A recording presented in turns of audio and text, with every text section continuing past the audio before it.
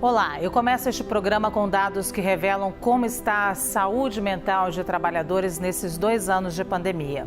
Uma empresa de recursos humanos da Suíça, que atua em 60 países, ouviu 15 mil pessoas que estão fazendo o chamado home office.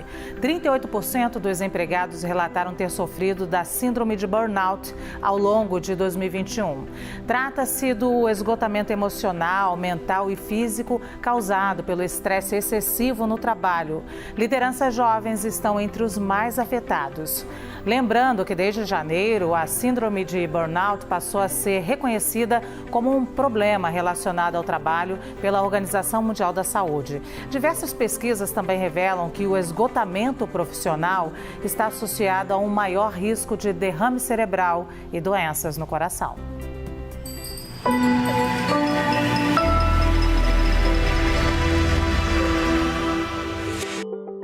Olá, sejam todos muito bem-vindos ao CNN Nosso Mundo. Como você pode ver, nós ampliamos o distanciamento no estúdio por causa da Covid-19. Aqui comigo, Rita Vô. Oi, Rita. Oi, Lu. Pois é, e lá no estúdio 2 estão as minhas colegas Lia Bock e Carol Nogueira. Olá, meninas. Oi, Lu. Olá, boa noite. Bom, faça o teste. Jogue na ferramenta de buscas da internet o termo saúde mental na pandemia. Você vai ver ou vai se deparar com uma enxurrada de artigos científicos, alertas de autoridades de saúde e inúmeras matérias sobre o tema. Estamos sendo obrigados a encarar uma nova realidade trazida pela Covid-19. Por isso, hoje vamos entender melhor o fenômeno da síndrome de burnout. E quem nos ajuda nessa tarefa tem uma receita pessoal para cuidar da saúde mental. Chuveiro frio no jardim, um bom papo com um amigo querido, voltar mais cedo para ficar com a família e prestar atenção nas próprias angústias. Ele é psiquiatra com PhD pelo King's College de Londres, professor livre e docente da Universidade Federal de São Paulo e autor de livros como Saúde Mental na Escola, o que os educadores precisam saber. No CNN Nosso Mundo, Rodrigo Bressan. Oi, doutor Rodrigo, seja muito bem-vindo. Oi, Luciana, é um prazer estar aqui com vocês. Doutor Rodrigo, eu já começo com uma notícia que a gente deu recentemente que causou um alvoroço nas redes. Portugal proibiu que os empregadores entrassem em contato com os seus funcionários, empregados, após o horário de trabalho.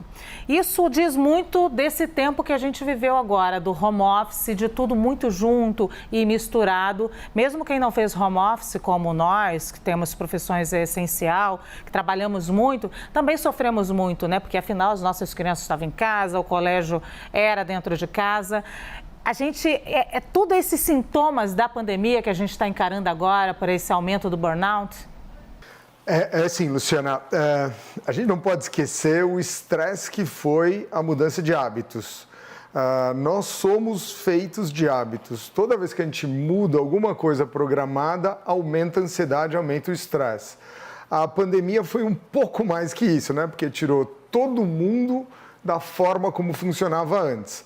Mesmo a gente que é profissional essencial, eu sou médico, eu vim atender, mas toda a forma de funcionar ficou diferente. Tinha uma ameaça, né? Que é a ameaça do vírus, ela continua até hoje, mas um pouco atenuada.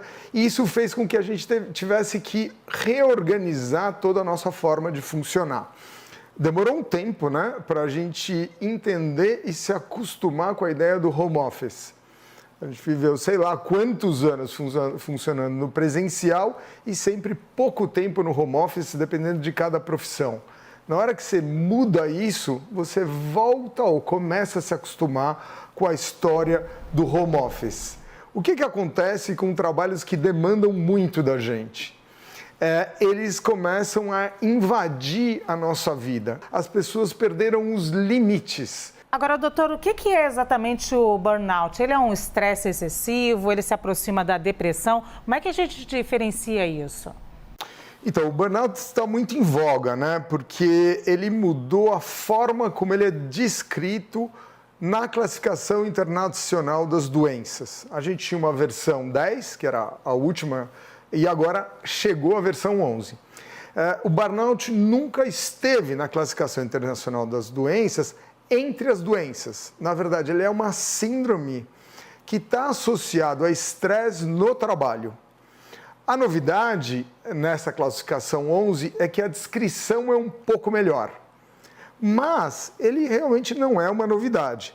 Ele trata de uma sensação de esgotamento e falta de energia ligada ao trabalho, um aumento do distanciamento, a gente começa a ficar mais cínico, descrente em relação ao trabalho e uma diminuição da eficácia. Quando eu explico para vocês essas três coisas, todo mundo já sentiu um pouco assim. Mas quando a gente fala de uma síndrome, é algo que dura por um determinado tempo e tem um impacto na eficácia daquele indivíduo. Mas, como ele não é uma doença, ele é estudado mais como um fator de risco ou um contribuinte para o estresse. E como ele não é bem definido e bem validado, os estudos não têm muito boa qualidade. Mas o que a gente sabe, lembrando da tua pergunta, é que várias pessoas que apresentam a síndrome de burnout podem ter um quadro de depressão, um diagnóstico de depressão, ou um diagnóstico transtorno de ansiedade. Porque quando você está deprimido, você pode ter exatamente os mesmos sintomas que alguém que tem burnout. Então, o que é importante entender é que o burnout é uma manifestação que você enxerga no ambiente de trabalho, mas por trás do burnout você pode ter depressão, você pode ter ansiedade ou pode não ter um diagnóstico psiquiátrico. Eu vou passar aqui agora a palavra para o outro estúdio ali, para a Lia Bock, porque eu estou cheia de perguntas aqui, senão daqui a pouco eu nem divido com vocês, meninas. Vai, Lia. Doutor, hoje existe, né, uma indústria da felicidade, né? Começa com a boa intenção da psicologia positiva, mas termina no marketing de um monte de empresas e influenciadores que querem vender pra gente um estilo de vida ou uma fórmula, né? Quanto essa cobrança por ser feliz, né, e para atingir essa felicidade que talvez nunca chegue, né, não desse jeito como a gente está sonhando, ela pode contribuir para esse tipo de doença como depressão, burnout, das pessoas não conseguirem mais atuar, né, da maneira como deveriam? Quando a gente tem metas pouco realísticas, isso tende a acontecer. Eu vou pegar um exemplo do ambiente de trabalho que leva ao burnout.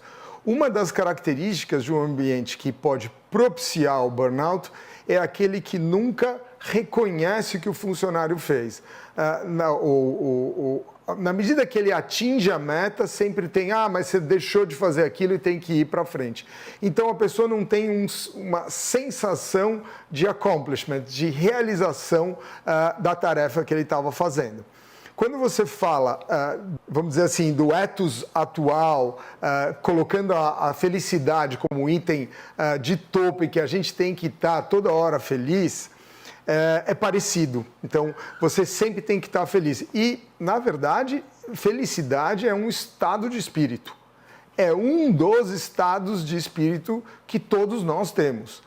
Quando a gente pensa num ser humano normal, com saúde mental, significa que ele tem que estar com raiva quando é para estar com raiva, quando o estímulo propicia raiva, triste quando é um estímulo triste, ansioso e com medo,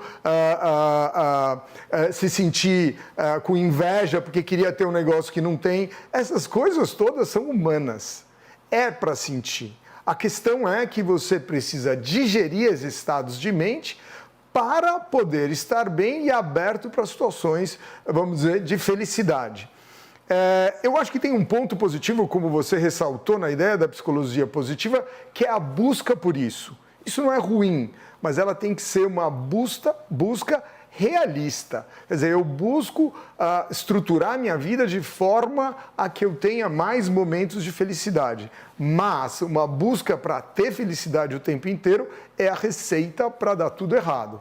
É muito parecido com a busca para não ficar ansioso. Então, se eu estou ansioso, preocupado com a minha entrevista aqui, o melhor método de eu ficar mais ansioso é tentar controlar a ansiedade. O melhor método, na verdade, para lidar com a ansiedade é saber que eu vou ficar ansioso, que aquilo acontece, faz parte, eu vou voltar e eu vou conseguir fazer a entrevista. O que significa isso? Os estados de mente, eles não são controláveis. A gente tem que aprender a lidar com eles e, lógico, quando o conflito é maior, a digerir os conflitos para poder sair daquele estado de mente. Rita Vu. E doutor, nos últimos anos o uso de aplicativos de saúde mental e chatbots aumentaram bastante, né? Além das postagens relacionadas, né, à saúde mental que a gente tem visto aí nas redes sociais. Nesse sentido, surgiram acho que várias empresas de tecnologia que passaram a usar, por exemplo, inteligência artificial para fazer o mapeamento dos colaboradores também, dos estados mentais, comportamentos, né? Identificar melhorias de hábito e rotinas. E, inclusive, assim, tem até uma divisão, né, de IoT que está relacionada ao comportamento, que é a Internet of Behavior, que ficou bastante conhecida. E aí eu queria saber de você se, na sua opinião, esse monitoramento excessivo, esse controle e, né, o uso da tecnologia, ele acaba ajudando ou vai deixar as pessoas assim muito mais preocupadas e fissuradas, né? Você já identificou que esse uso de tecnologia ajuda realmente ou só deixa as pessoas mais produtivas? Rita, a tua pergunta é realmente excelente e oportuna para o momento. Você sabe que eu sou presidente do Instituto Ame Sua Mente, cujo propósito é fazer uma mudança de cultura sobre saúde mental no Brasil, em que as pessoas se apropriem pela própria saúde mental e possam se desenvolver e crescer. Eu estou nessa história há muitos anos e com a pandemia teve um evento novo. Eu costumo dizer que a saúde mental entrou pela porta da frente. E o modelo é simples e todos nós reconhecemos. O que aconteceu? Quando você está nessa situação de estresse, fora da sua zona de conforto, e todo mundo está nessa situação também, aí todo mundo pode falar de saúde mental. Porque quando eu tenho um problema de saúde mental e eu não consigo lidar com as coisas, eu estou com medo, eu estou envergonhado, eu me sinto pior que os outros, eu não consigo dividir tanto. Então, é muito legal, do nosso ponto de vista, do Instituto Ame Sua Mente, que as pessoas comecem a falar disso. Isso é chave, porque uma das coisas principais quando a gente pensa na nossa saúde mental é a autopercepção, self-awareness. É você entender como é que você funciona, saber que aquela é uma dimensão chave para o teu funcionamento. Então, o que está acontecendo não a saúde mental não apareceu por causa da pandemia, ela já está aí, sempre esteve e sempre teve relevância. Com a pandemia, isso veio à tona. E aí, realmente, como você está falando, a indústria toda pôde ter a oportunidade, né, viu oportunidades para lidar com a saúde mental e também as empresas tiveram que se responsabilizar por isso. E o que acontece agora, que é o que a gente vê, é que a maior parte das pessoas passam a ter soluções meio que cosméticas sobre saúde mental. Então, sei lá, algumas empresas simplesmente fazem uma palestra sobre saúde mental ou sobre burnout, mostrando estamos preocupados. Mas você falou de um outro aspecto que eu acho muito interessante. Começou, então, um monte de health techs ou startups todas ligadas a mental health techs, né, que a gente chama, buscando alternativas e formas de lidar com a saúde mental.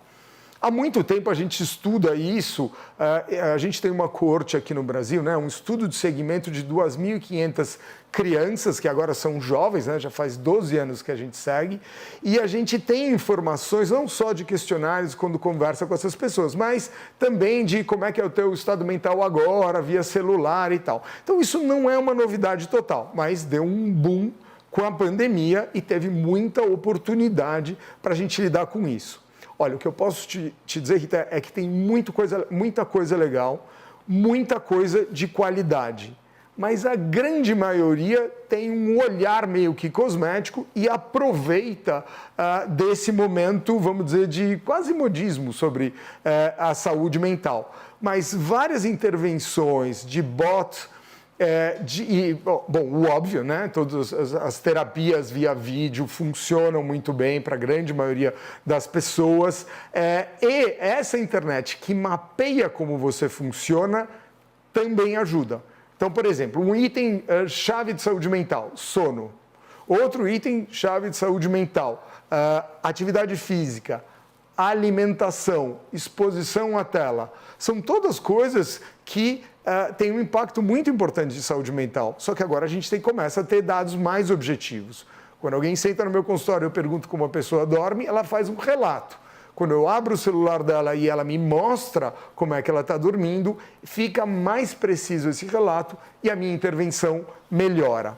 A pergunta é, até que ponto essa tecnologia vai realmente influenciar e melhorar a saúde mental quando ela interfere no cotidiano? A gente tem alguns indícios, mas não respostas muito boas por enquanto. Carol Nogueira. Obrigada, Lu. Doutor Rodrigo, há pouco tempo eu fiz uma reportagem sobre burnout e me deparei com um problema. Quando eu ia em busca de um personagem, que no jargão jornalístico, aquela pessoa que vai ali representar a história que a gente vai contar, de um paciente com burnout, eu não encontrei essa pessoa que publicamente admitia que sofria ali daquele esgotamento. Mas eu conversando com essas pessoas, o que elas me diziam? Por que elas não abriam o jogo publicamente? Com receio de discriminação no mercado de trabalho, por comentários vindos dos próprios colegas de trabalho. Comentários do tipo, problema de rico, tem que ralar, não consegue, não dá conta. Como é que esse tipo de comentário, esse tipo de preconceito, de discriminação afeta esse paciente no sentido de procurar uma ajuda médica? E o quanto que uma demora na busca por um atendimento pode comprometer o tratamento desse paciente? Carol, essa pergunta é bem interessante, né? Quando eu estava falando que a saúde mental entrou pela porta da frente, é que a gente começou a falar disso. Quando o burnout não estava tão em voga, as pessoas tinham muita dificuldade de admitir que estavam deprimidas ou estavam com um problema de ansiedade. E o que acontece é que elas não buscam ajuda mesmo tendo uma doença. O burnout, é melhor a gente falar de novo, não é uma doença. E não dá para chamar alguém que está com burnout de paciente, na linguagem médica. Mas alguém que está com burnout tem um nível de sofrimento muito alto e é fundamental que procure ajuda. Então, o que acontece? O burnout também está ligado a uma fragilidade emocional, pelo menos na crença popular. Cada vez mais a gente vê atletas de elite falando eu não consigo competir porque eu estou com um problema de saúde mental. Tem profissionais que têm dificuldade de admitir, mas o que acontece com o fenômeno do burnout é que mais gente começa a admitir. Essa ideia da discriminação e da sensação de isso é coisa de vagabundo, não quer trabalhar e vem com esse papo furado, é alguma coisa que ocorre há muito tempo. Esta mudança de cultura tem que ocorrer, mas ela demora um pouquinho. O que, conversando com pessoas das empresas, as pessoas estão muito aflitas, como a gente vai lidar com isso do ponto de vista da empresa. Então, não é algo muito simples, porque quando você fala de licença médica por um diagnóstico, o burnout não cabe, mas você pode ter uma licença associada a um sofrimento, mas é diferente de ter um diagnóstico médico. Então, nós temos aqui um grande desafio, poder falar de burnout, que quem tem o burnout é também responsável por essa superação, tanto quanto a empresa ou o estilo de vida que ele está tendo nos últimos tempos. Doutora, a gente tem que fazer uma pausa, mas na volta eu queria saber o que fazer quando a gente chega a esse esgotamento total. Seja você rico, seja você pobre, né? Porque o rico tem acesso a esse diagnóstico com muito mais facilidade que a população mais pobre. Mas só segura aí a sua resposta, a gente vai fazer aquela pausa. Na volta, o CNN Nosso Mundo segue a entrevista com o psiquiatra Rodrigo Bressan. Não saia daí, até já.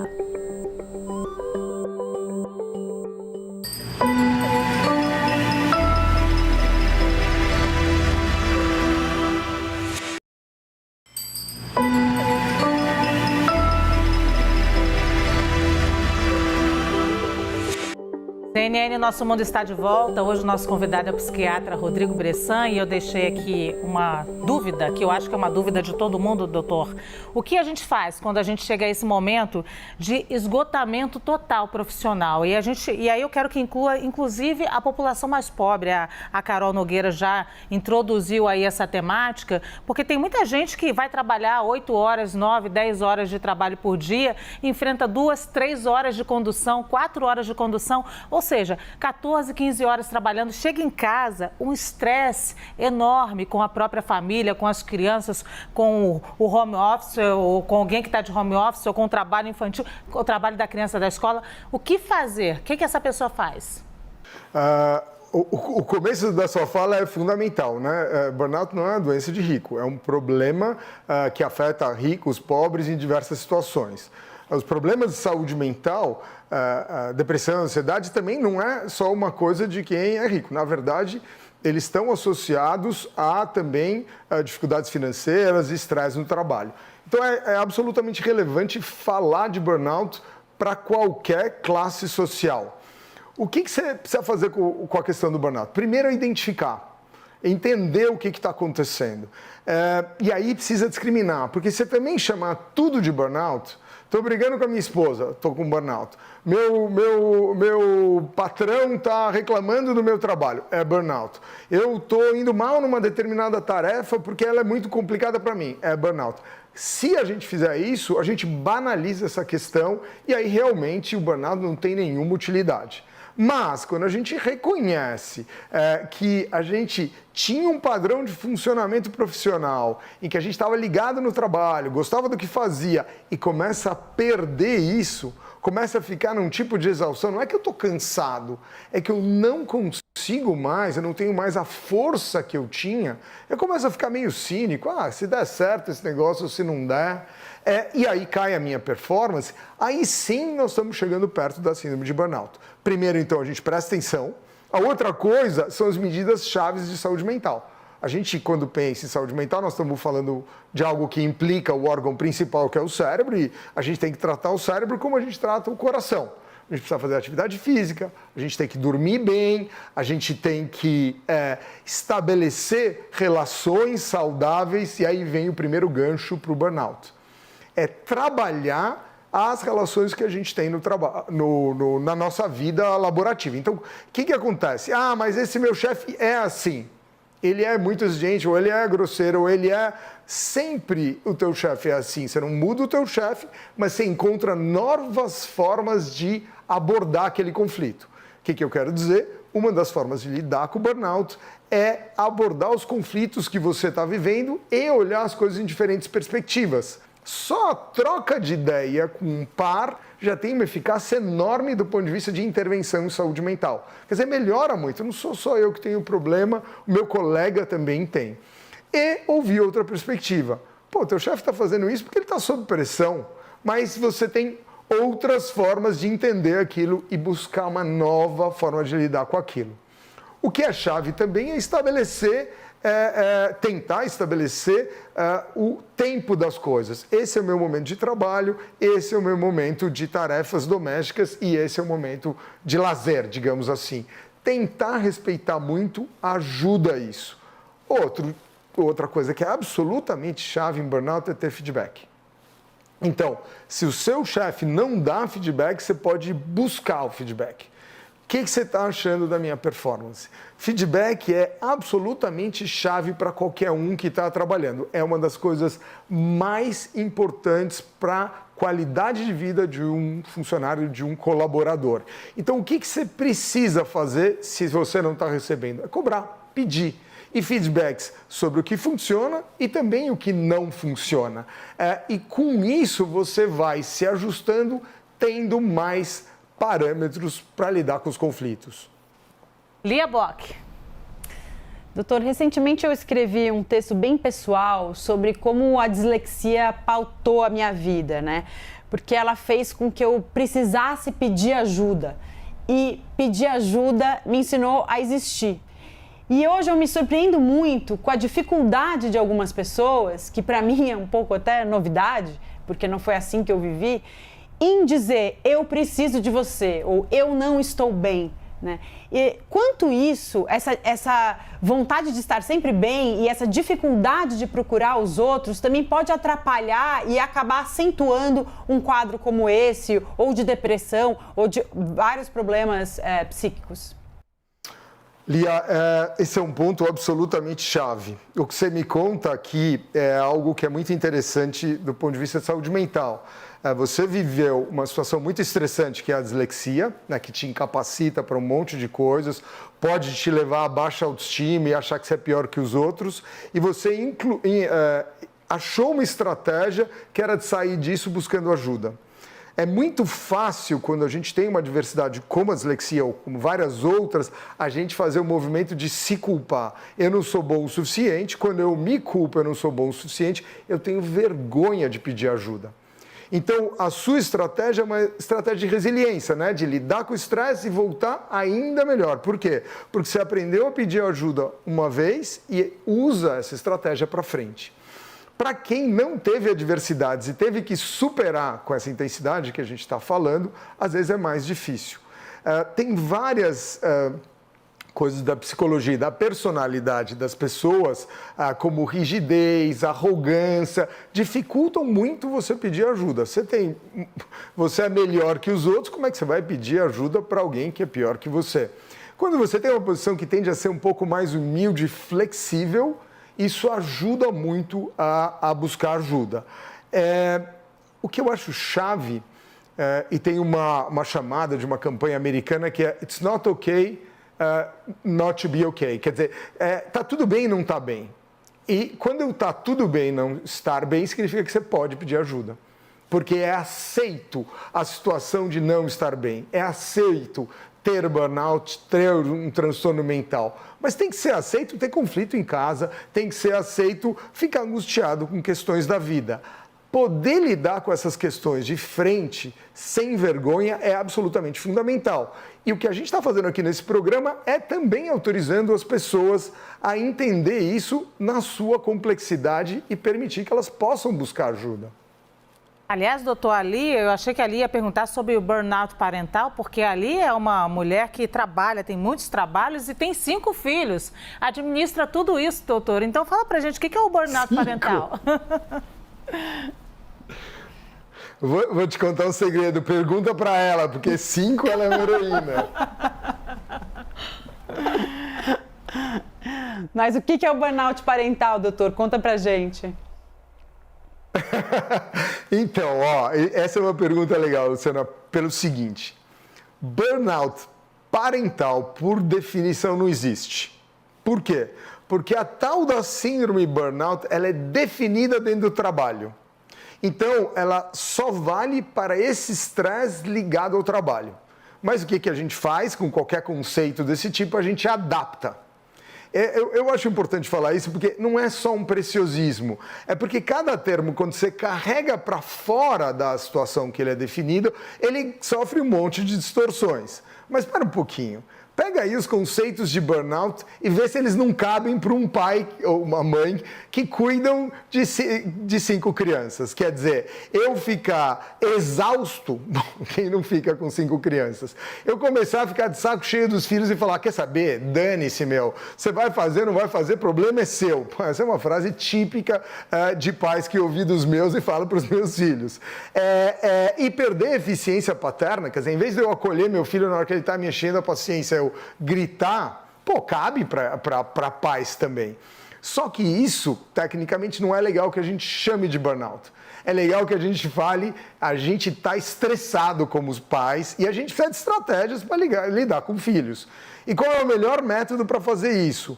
Conversar sobre isso, falar das dificuldades, trocar ideia, conversar com a mãe, com a avó que passou por isso, com a amiga, ligar para o pediatra e falar como é que eu lido com esse filho que fica inquieto. Quer dizer, a gente vai usando recursos. Por que eu estou falando esse papo de que burnout parental não é muito bom? Porque eu não acho que a gente tem que dar um monte de rótulo para questões da vida cotidiana. A gente tem que tomar o maior cuidado com rótulos, porque eles também carregam algo que não é muito útil para as pessoas. Porque você começa a rotular e ninguém fala da sua experiência subjetiva real. A experiência de ter 5 filhos em determinada situação, tendo uma profissão, com um marido com tais características, é muito única de cada pessoa. E ela precisa ser compartilhada nessa situação. E não simplesmente eu tenho burnout parental.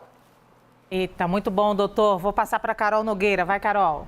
Eu tenho um filho, doutor, e eu ia puxar esse tema com o senhor, exatamente do quanto que o cotidiano com uma criança, com lidar com a casa, com lidar com a vida, acaba interferindo no ambiente de trabalho. Mas aí o senhor me trouxe uma outra questão, que é a subjetividade da saúde mental. Isso dificulta um diagnóstico, por exemplo? O fato, por exemplo, quando falamos de burnout, tem uma pessoa no trabalho que acumula 5 funções. Ela lida com aquilo, é super produtiva, não tem qualquer sinal de esgotamento. Porém, uma que acumula ali 2 funções, 3 ou nenhuma função, está passando por alguma dificuldade. O fato da saúde mental lidar com subjetividade dificulta, por exemplo, a procura de uma ajuda? Carol, isso é muito interessante e é absolutamente chave quando a gente faz definições de saúde mental, porque essa questão vem à tona para todo mundo e você compara com a medicina, que você tem lá a glicemia, né, a glicose no sangue alta, é diabetes. Então, tanto faz a subjetividade da pessoa. Isso aqui é igual a diabetes. Aqui, realmente, a subjetividade, ela inclui muitos elementos e ela torna a situação muito mais complexa. Mas tem algumas dicas para a gente lidar com a subjetividade. Você vai comparar essa pessoa que tem 5 responsabilidades com essa com 2? Não, essa não é a melhor estratégia. A melhor estratégia é comparar essa que tem 2 atividades com ela mesma no tempo. Essa que tem 5 atividades com ela mesma no tempo. E aquela que tinha 2 atividades e não está conseguindo mais dar conta daquilo, isso representa um problema para ela. Aquela que tem 5 atividades, está muito cansada, exausta, dá conta e não está cínica e continua eficiente, não, ela está exausta porque é muito trabalho. Isso não é burnout. Aquela que tem 2 atividades e está esgotada, perdeu as suas capacidades, tem que ver se não está com burnout e também tem que ver se não está com um diagnóstico psiquiátrico tipo depressão ou ansiedade. Portanto, a subjetividade, ela torna as coisas mais complexas, mas ela não impede que a gente tenha definições claras para fazer um diagnóstico, principalmente dos transtornos mentais. Para o burnout, como eu mencionei para vocês, não é um construto que está tão bem definido assim. Melhorou a definição, agora com a nova classificação, e quando melhora a definição, a gente espera que tenha melhores estudos também. De toda forma, o que a gente precisa fazer é perceber quando a gente não está dando conta. Esse é o maior indício. E aí um profissional qualificado pode dizer para você se aquilo está relacionado ao trabalho, se aquilo está relacionado com outras questões, ou se tem um diagnóstico psiquiátrico que precisa ser tratado com terapia e, eventualmente, com medicações. A Rita Vu vai deixar um tema para a gente discutir no último bloco. Vai, Rita. Eu queria falar um pouco sobre a morte por excesso de trabalho. A gente faz agora mais uma pausa e na volta a nossa entrevista continua com o psiquiatra Rodrigo Bessan. Não saia daí.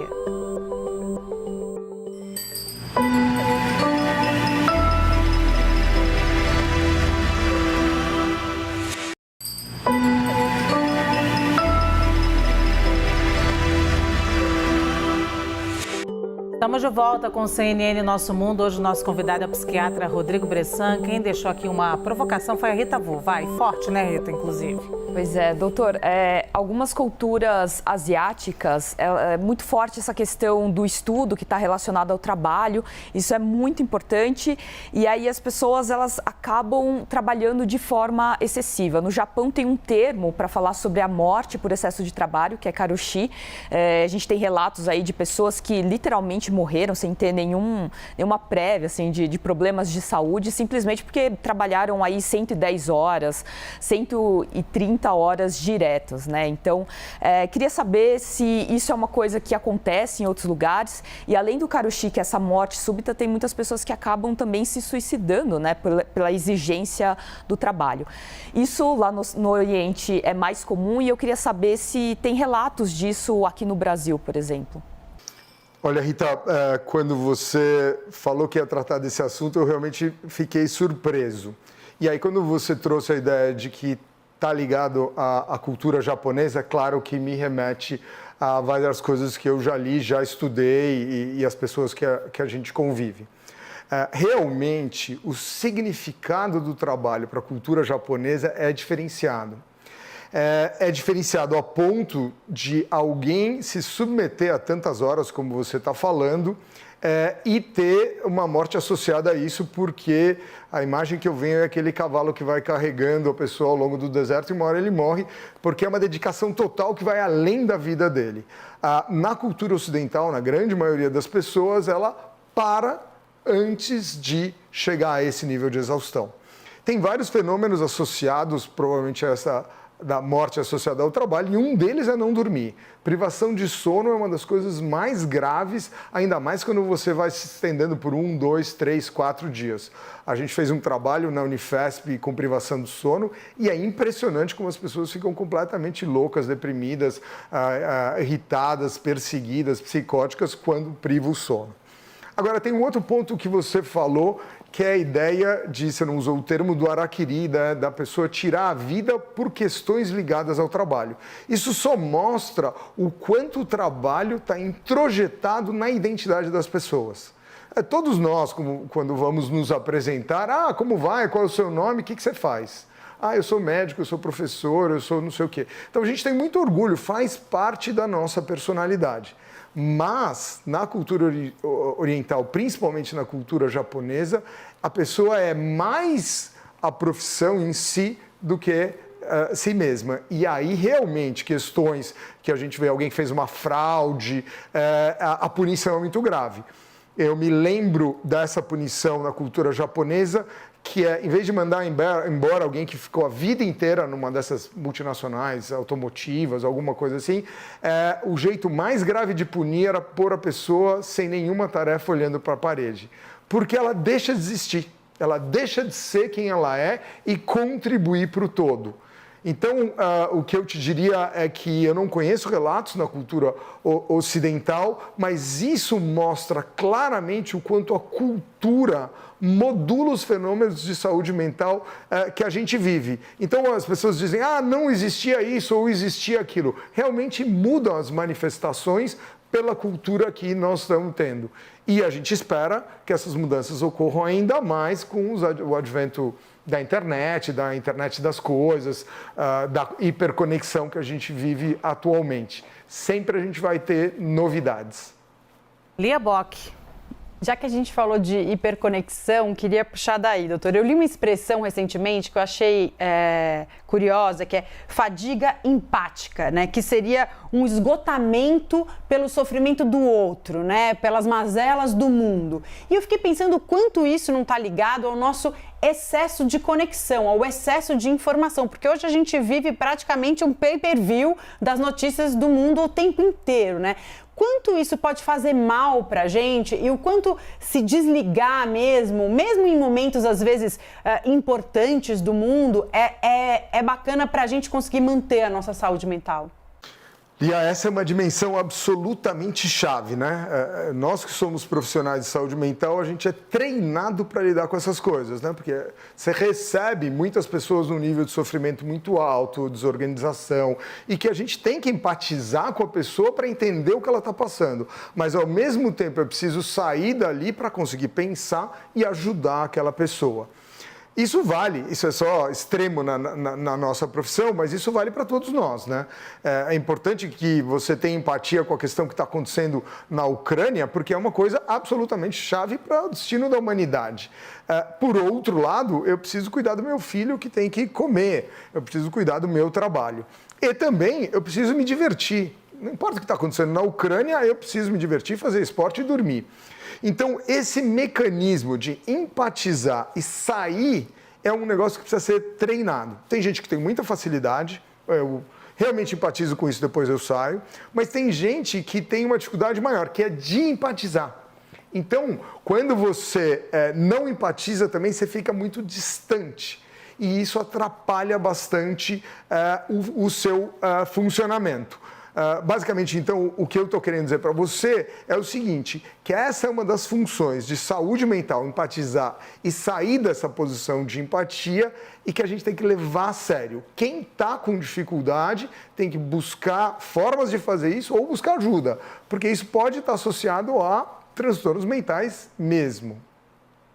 Quem é um ativista como eu, doutor, por exemplo, que está o tempo inteiro ligado em questões de violações de direitos humanos, a gente está sofrendo o tempo inteiro pelo outro, porque todos os dias a gente é bombardeado com violações de direitos humanos. Então, é muito difícil esse desligamento. Bom, vou passar para a Carol Nogueira fazer uma pergunta agora. Vai, Carol. Ainda nessa linha, doutor, da empatia, a gente falou bastante aqui do olhar da empresa para aquele funcionário que enfrenta o burnout. E o colega de trabalho, o que ele pode fazer diante de uma situação como essa, quando vê ali o seu colega numa situação de esgotamento? E aproveitando, sei que o tempo é curto, mas apenas para saber se há uma fórmula para esse equilíbrio que a gente está falando tanto, entre você garantir uma boa eficiência profissional, garantir uma atenção aos filhos, uma atenção aos amigos, ao marido. Tem fórmula definida e certa para cada um para isso? Excelente pergunta. Eu te respondo em seguida. Essa ideia do colega de trabalho, a primeira coisa é que tipo de relação de cooperação ou disputa e competitividade que esse colega tem. Se você tem uma relação de cooperação, você tem uma relação de empatia e empatia com o sofrimento. E como você conhece, como a gente está falando do burnout, não é que a pessoa sempre foi desapegada, não ligada ao trabalho, sempre teve baixa eficiência. Você vê o seu colega caindo e perdendo e começando a sofrer e se distanciar. Porque o que está acontecendo com alguém que está assim é que ela vai ficando, não é só esses 3 pontos da síndrome, né? Que é a exaustão, o desapego do trabalho e a diminuição de eficiência. Tem um monte de outras coisas. A pessoa fica mais ansiosa, tem sintomas depressivos, não necessariamente depressão, às vezes tem mais problemas gastrointestinais e tal. Então, o que acontece é que a pessoa se empatiza. E se ela empatiza, você pode se aproximar. A primeira coisa que a gente faz quando a gente quer se aproximar com alguém que a gente acha que está sofrendo, que está com problema de saúde mental, é se aproximar. A segunda é perguntar, mas numa atitude de eu estou disposto a ouvir. Porque a pior coisa que você pode fazer é, peraí que eu tenho a solução. Quer saber? O teu problema é esse. Esse chefe faz isso e você faz isso errado. Quando você vem com uma receita, o indivíduo fala, pera um pouquinho, calma aí.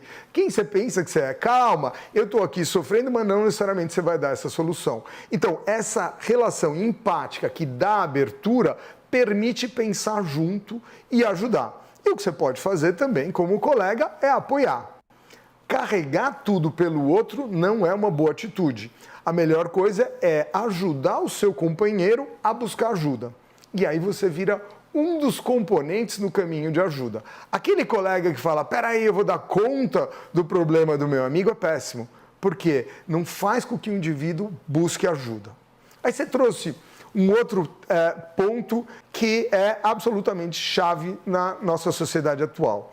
A gente vive várias dimensões e várias camadas. Tem a vida profissional, de filhos, profissional tem vários aspectos diferentes, tem todo um mundo virtual que você está envolvido, atividade física, amigos e diferentes amigos. Quer dizer, nós temos muitas demandas. E aí você me pediu uma fórmula mágica, e aí eu vou ter que te frustrar. Eu não tenho, eu fico brigando para conseguir, mas é muito difícil. O que a gente pode fazer é entender melhor quem a gente é e o que a gente quer dessa história.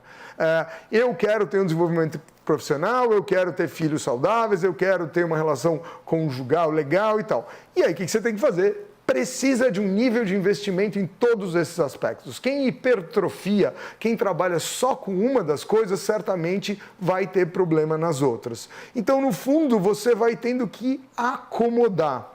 Mas a melhor forma não é eu vou fazer tudo certo. Eu vou fazer o melhor em cada uma delas. Se você fala eu vou fazer tudo certo, quando dá errado, você não está preparado para errar. E aí você quebra. Então, o enfrentamento e o desafio é a melhor forma de lidar com a complexidade que a gente tem na nossa vida contemporânea. Doutora, eu não vou pedir fórmula mágica, a gente está no final, você já falou que não tem, mas eu pedi uma receitinha, porque a gente já deu uma receitinha aqui sua logo no início, dizendo chuveiro gelado no quintal, uma conversa com um amigo, desde que não seja política, né, doutor? Porque é difícil a gente relaxar falando de política. Mas a minha receitinha, às vezes eu faço yoga, eu gosto muito de ficar naquela posição invertida, de cabeça para baixo, tentando respirar um pouquinho. Respirar é uma coisa que eu gosto. O que as pessoas podem fazer por si mesmas?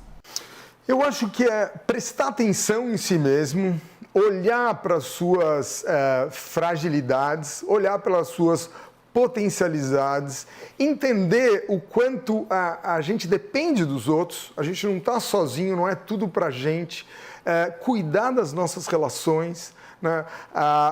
Ficar de ponta cabeça pode ser maravilhoso para você, mas pode não ser para as outras pessoas.